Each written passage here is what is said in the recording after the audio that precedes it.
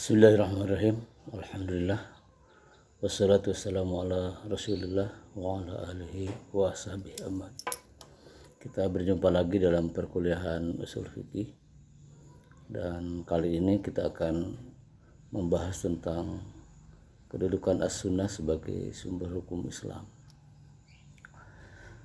Secara harfiah as-sunnah itu berarti jalan atau tradisi. Sehingga kalau disebut sebagai sunnah Rasul ya adalah tradisi Rasul. Sedangkan secara istilah as-sunnah itu adalah ma'udifa lin Nabi sallallahu alaihi wasallam qaulan au fi'lan au taqriran au nahwaha. Jadi segala sesuatu yang disandarkan kepada Nabi baik berupa ucapan, perbuatan, takrir dan lain-lainnya termasuk sifat-sifat Nabi dan seterusnya itu adalah as-sunnah. Jadi ya sesungguhnya antara makna harfiah dan makna istilahi itu tidak berjauhan ya. Jadi as-sunnah tadi diartikan sebagai tradisi Rasul, jadi tentu saja berkaitan dengan ucapan, perbuatan dan perilaku Nabi. Kemudian as-sunnah juga dikenal juga dengan sebutan al-hadis gitu. Hadis secara penggunaan dalam kehidupan sehari-hari memang sepertinya tidak ada pembedaan antara al-hadis dengan as-sunnah. Walaupun secara istilah maupun harfiah memang berbeda. Jadi al-hadis itu ya berita gitu atau sesuatu yang baru. Dan hadis itu bisa dibedakan dengan as-sunnah dari segi bahwa al-hadis itu sesungguhnya merupakan berita tentang sunnah Nabi. Ya, berita atau kabar ya, karena itu juga seringkali ada istilah khabar itu juga berita, sama dengan hadis. Jadi hadis itu adalah berita tentang sunnah Nabi.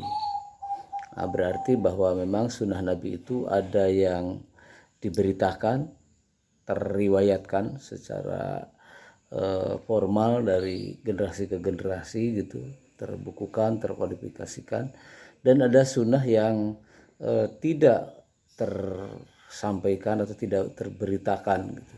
Dia sudah menjadi sebuah tradisi dalam kehidupan Nabi. Dan mungkin juga yang sekarang dikenal juga ada istilah sunnah atau apa namanya ya sunnah ahli Madinah gitu. Sunnah ahli Madinah itu dalam perspektif Imam Malik, andaikan ia bertentangan dengan hadis gitu, wabil khusus ya hadis ahad, maka Imam Malik lebih mendahulukan sunnah ahli Madinah karena dianggap sunnah ahli Madinah itu adalah the living hadis atau the living sunnah. Jadi tradisi Nabi yang sudah membumi atau membudaya, mentradisi dalam kehidupan masyarakat Madinah. Karena itu dalam perspektif Imam Malik validitasnya lebih tinggi dibandingkan dengan hadis ahad gitu. Itulah perbedaan antara hadis dan as-sunnah. Kemudian dalam perspektif hukum Islam, as-sunnah ini memiliki posisi sebagai sumber hukum Islam kedua setelah Al-Quran. Dan dalam fungsi sebagai sumber hukum Islam kedua itu, maka as-sunnah mungkin bisa berfungsi sebagai takkid. Takkid itu memperkuat isi Al-Quran. Jadi misalnya di dalam Al-Quran ada perintah untuk menunaikan sholat, menunaikan zakat, aqimus shalah wa atuz zakah, maka kemudian as-sunnah juga memperkuatnya, bicara tentang as-sholatu, bahwa sholat itu misalnya diwajibkan kepada muslim dan muslimat, fardhatun ala kulli muslimin wa muslimatin, bahwa sholat itu diwajibkan untuk seorang muslim dan muslim laki-laki maupun muslim perempuan gitu. Atau misalnya ungkapan bahwa sholat itu adalah tiangnya agama, faman aqamaha faqad aqamaddin wa man tarakaha faqad hadamaddin, bahwa sholat itu adalah tiang agama yang apabila orang menunaikannya maka ia berarti telah menegakkan agama, dan sebaliknya orang yang meninggalkan sholatnya berarti dia telah menghancurkan agamanya. Dan banyak hadis yang lain ya yang posisinya memperkuat kedudukan sholat di dalam Al-Quran, atau menetapkan hukum-hukum yang ada di dalam Al-Quran, kemudian Nabi atau sunnah Nabi menjabarkannya. Itu posisi, sehingga kemudian kewajiban sholat itu dengan posisi hadis atau as-sunnah seperti tadi, berarti dia mendapat dua dalil dari Al-Quran dan as-sunnah sekaligus. Gitu. Jadi kewajiban tentang sholat diungkapkan dalam dua nas Al-Quran dan as-sunnah sekaligus. Demikian juga hukum-hukum yang lain yang memang Al-Quran dan as-sunnah menyebut dan menetapkannya.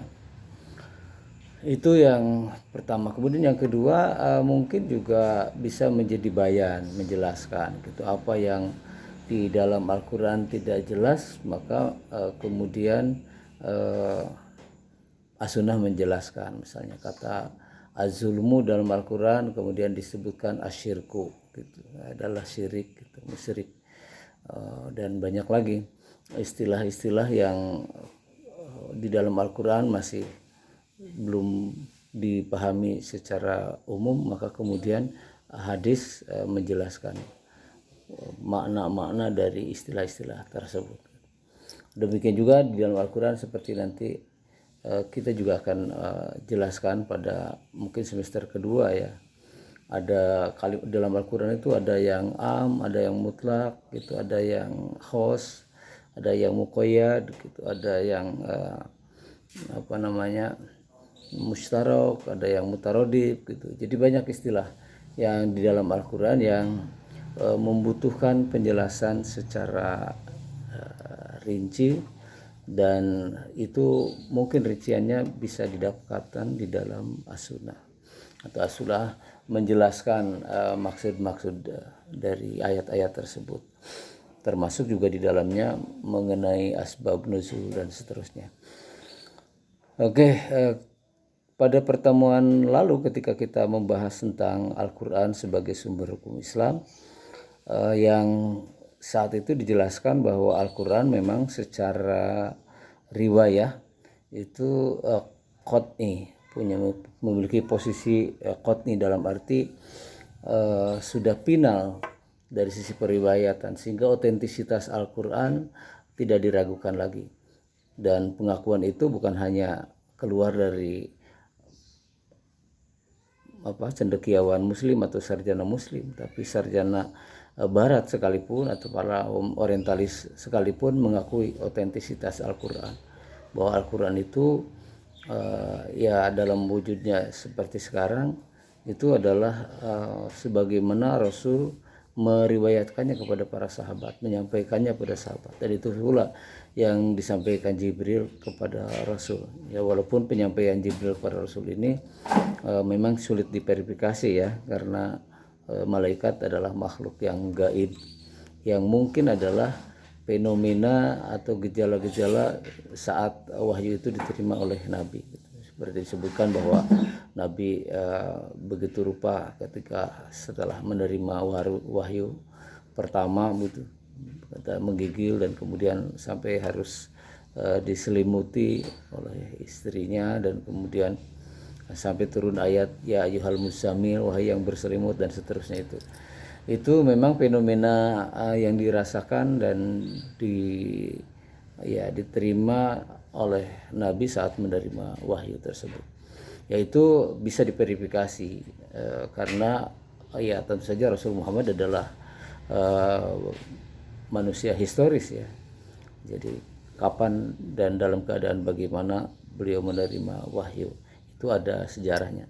Tetapi walaupun disebutkan bahwa ada beberapa cara Nabi menerima wahyunya melalui Jibril itu, ya itu memang diceritakan oleh Nabi sendiri ya, bahwa kadang-kadang malaikat mewujud sebagai manusia, kadang-kadang berupa suara yang begitu rupa sehingga mungkin daya tahan Rasul juga hampir-hampir tidak kuat menerima bunyi lonceng gitu yang katanya begitu kuat itu suaranya dan seterusnya itu. Tapi itu sulit ya diverifikasi. Kita hanya mengimani saja apa yang disampaikan oleh Nabi, ya demikian rupa. Nah, sehingga dari segi periwayatan itu bahwa Al-Quran itu ya yang dimulai dari surat Al-Fatihah dan diakhiri dengan surat An-Nas, itulah Al-Quran. Sehingga di situ tidak ada lagi pembahasan apakah Ali Imran misalnya Al-Quran atau bukan, itu sudah selesai. Jadi dari segi periwayatan qat'i. Nah, sedangkan dari segi dalalahnya, dari segi apakah Al-Quran dapat dijadikan sebagai sumber hukum atau tidak, tergantung pada dalalah dari Al-Quran itu sendiri. Yang mana ada dua, ada yang dikategorikan sebagai ayat yang qat'i atau qat'iud dalalah ala hukmihi gitu, yang hukumnya qat'i, ada yang zanniud dalalah ala hukmihi. Jadi ada yang zanni. Nah, bila Al-Quran seperti itu dari segi dalalahnya, maka terlebih lagi hadis. Jadi hadis atau as-sunnah itu dalam kaitan dengan posisinya sebagai sumber hukum Islam, dari segi periwayatan ya hadis ahad atau as-sunnah itu ada yang qat'i, ada yang zanni. Yang qat'i ya hadis-hadis mutawatir itu bernilai qat'i. Sedangkan hadis ahad gitu itu dikategorikan sebagai hadis yang zoni atau dari segi periwayatannya zoni. Nah, ya mungkin perlu dijelaskan juga istilah-istilah ya. Jadi hadis ini bisa dibagi dalam beberapa kategori tergantung bagaimana kita melihatnya. Dari segi jumlah perawinya, maka suatu hadis terbagi pada dua kategori atau tiga kategori. Yang pertama adalah hadis yang diriwayatkan oleh banyak orang sehingga saking banyaknya sehingga dianggap tidak mungkin untuk berbuat dusta. Nah, itulah hadis mutawatir. Jadi hadis mutawatir itu adalah hadis yang diriwayatkan oleh banyak orang yang karena banyaknya dianggap tidak mungkin untuk berbuat dosa atau sepakat untuk berbuat dusta. Nah, itu hadis mutawatir. Nah, kedua hadis ahad. Hadis ahad ini terbagi lagi, ada hadis masyhur. Jadi hadis ahad itu adalah hadis yang diriwayatkan oleh orang banyak tapi tidak mencapai derajat mutawatir ya. Nah, hadis ahad ini terbagi tiga, ada hadis masyhur. Nah, hadis masyhur ini adalah hadis yang diriwayatkan oleh banyak orang tapi tidak mencapai derajat mutawatir ya. Jadi sedangkan yang kedua adalah hadis gharib ya, hadis yang diriwayatkan oleh dua orang. Kemudian dan hadis ajiz, hadis yang diriwayatkan oleh satu orang. Nah, itu dari segi jumlah perawinya. Nanti bisa dibagi lagi hadis itu dari sisi nilai kehujahannya. Nah, itu juga kalau hadis mutawatir dinilai qat'i. Qat'i itu dianggap sebagai sesuatu yang final. Konon hadis innamal a'malu binniyat itu adalah hadis yang mutawatir, sangat populer. Nah, maka nilai kehujahannya pun qat'i.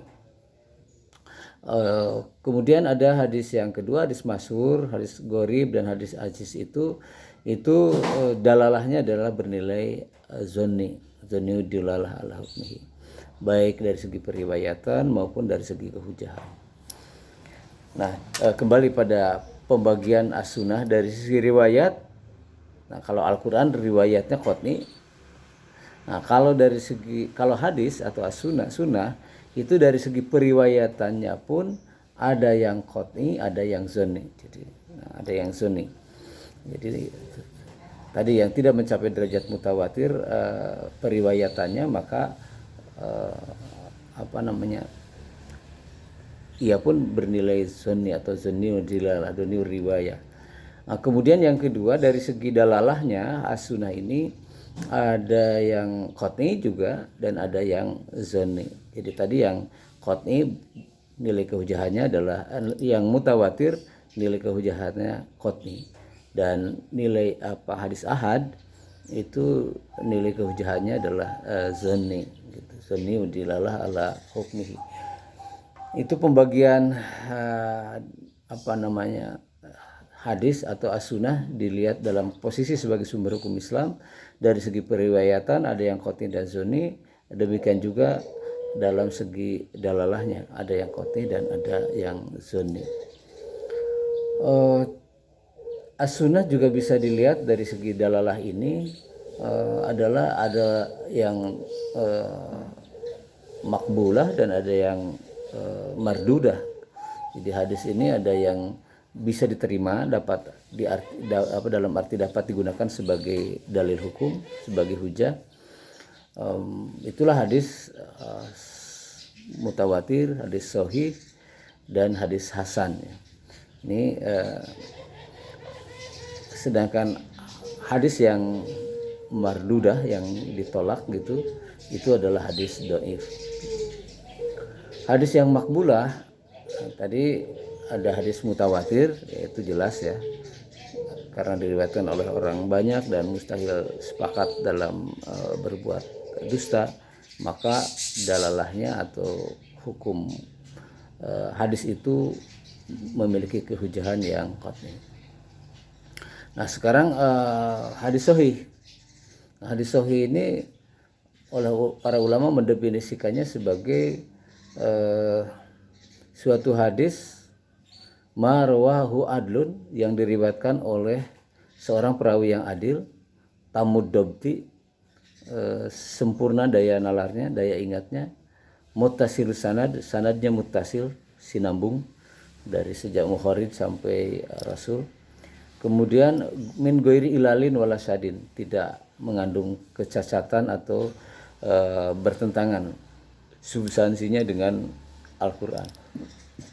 Itulah kriteria suatu hadis dikatakan sebagai hadis yang sahih. Jadi 3 kriteria. Yang pertama adalah rawinya harus adil dan dobet. Rawi ya adil itu memang berbeda dengan istilah fikih ya. Adil dalam ilmu hadis ini adalah seseorang yang tidak pernah berbuat dosa baik kecil apalagi dosa besar. Itulah adil. Kalau dalam ilmu fikih kan adil itu proporsional ya.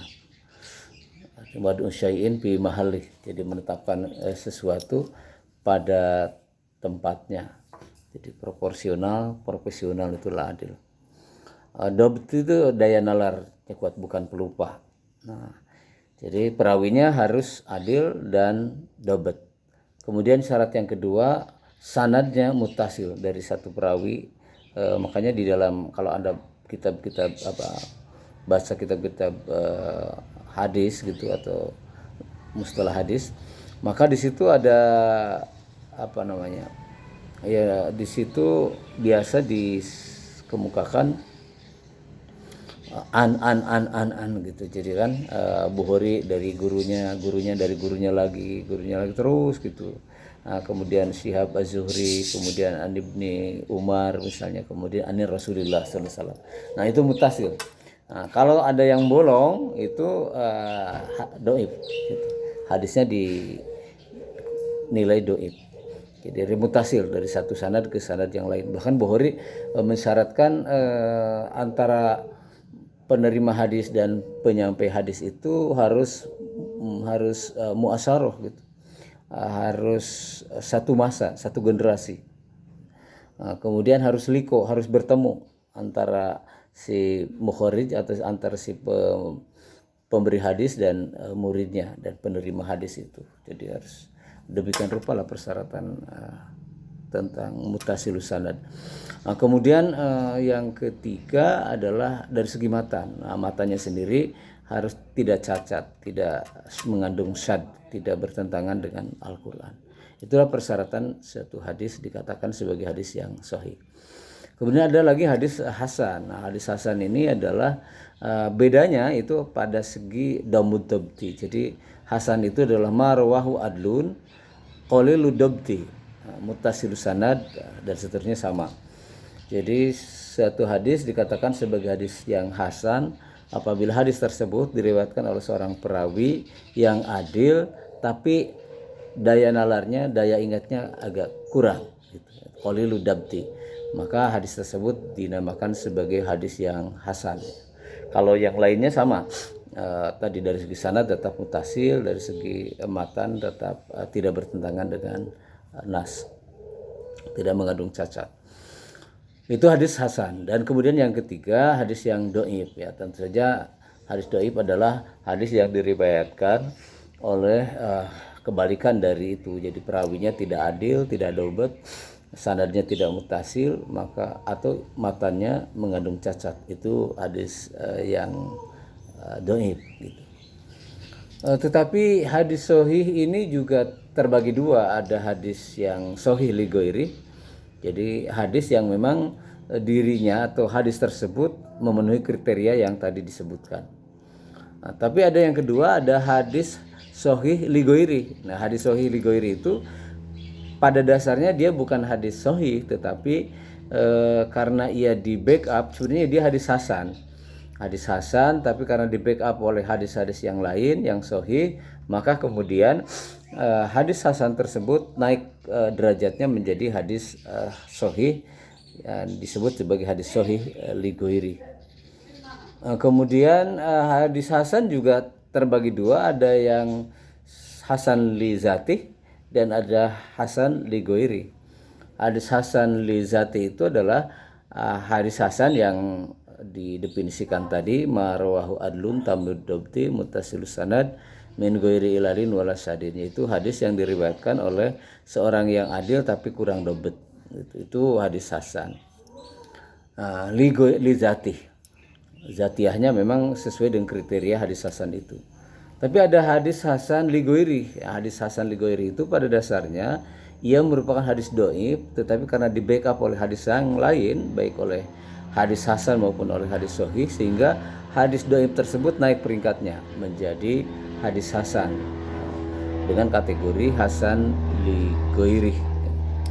Nah, demikian juga hadis dhaif nanti ada juga pembagiannya, karena dhaif itu bisa karena dhaif perawinya, karena dhaif sanadnya, atau karena dhaif isinya gitu. Nah, itu sekira bahasan sepintas tentang as-sunnah sebagai sumber hukum Islam. Tentu saja masih butuh kajian yang lebih lanjut berkaitan dengan fungsi-fungsi as-sunnah ini, baik ia dalam kaitan dengan Al-Quran sebagai sumber hukum yang pertama, maupun dalam posisinya sebagai hukum Islam yang mandiri.